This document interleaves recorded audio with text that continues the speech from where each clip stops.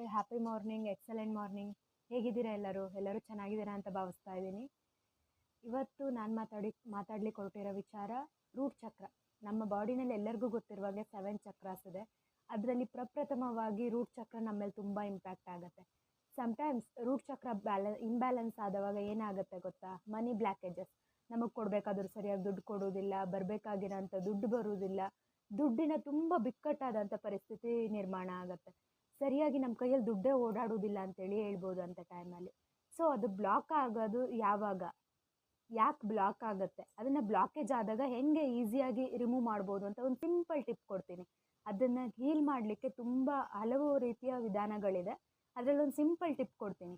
ನಾವು ಮಲಗುವಂಥ ಹಾಸಿಗೆ ಮೇಲೆ ರೆಡ್ ಕಲರ್ ಬ್ಲ್ಯಾಂಕೆಟ್ ಅಥವಾ ರೆಡ್ ಕಲರ್ ಬೆಡ್ಶೀಟ್ ಹಾಕಿ ಮಲಗೋದ್ರಿಂದ ನಮ್ಮ ರೂಟ್ ಚಕ್ರ ಆಕ್ಟಿವೇಟ್ ಆಗುತ್ತೆ. ರೂಟ್ ಚಕ್ರ ಆಕ್ಟಿವೇಟ್ ಆದಾಗ ನಮ್ಮ ಒಂದು